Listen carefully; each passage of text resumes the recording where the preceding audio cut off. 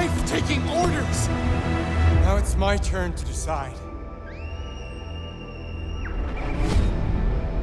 My name is David Cage. I'm the writer and director of Detroit. It's been just over an hour since a little girl was taken hostage on the top floor of a building here in downtown Detroit. So Detroit is a neo-noir thriller set in the near future in the city of Detroit.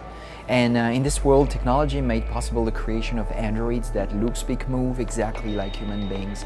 And they have replaced humans in most of their jobs. Well, the existence of androids creates a very ambiguous situation and relationship with humans, because at the same time humans become very dependent on these androids because they do all types of jobs in society. There are workers, there are nurses, there are teachers, so we really need them to do these jobs, but at the same time there's a very high level of unemployment. But androids are absolutely not considered in this society. They are just machines, they are just objects, and they are treated as such. And when the story starts, some of these androids start to have strange behaviors.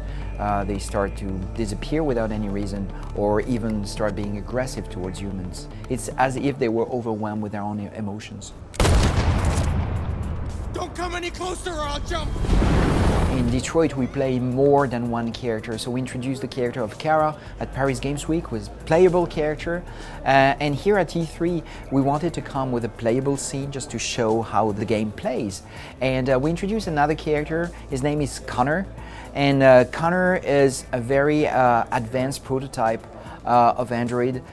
It was designed to help human investigators working on cases involving deviant androids. He can, analyze a crime scene, he can detect clues, he can recoup things.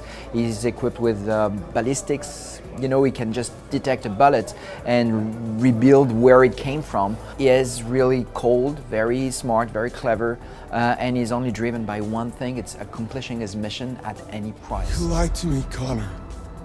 All our characters are real people. We do a casting session and we find the right actor for the role, and then we scan his face in 3D, scan his body, recreate his avatar, get him on set in performance capture, and record his performance. We wanted to push the limits with Detroit and have an engine that would offer us some more features regarding cinematography in particular.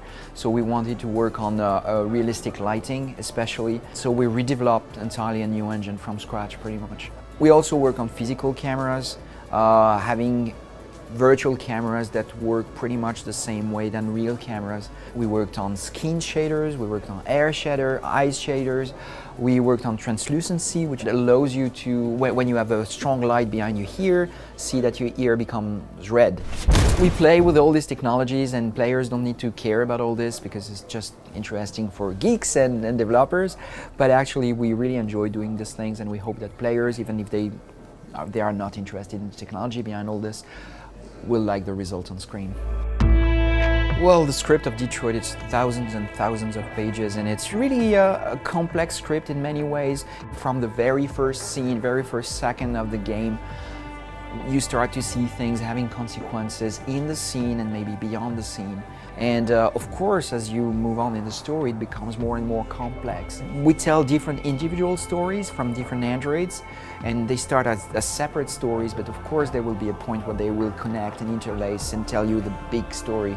And it makes things even more complex for me as a writer, but hopefully more exciting also for the player in the end. My name is Connor. This is our story.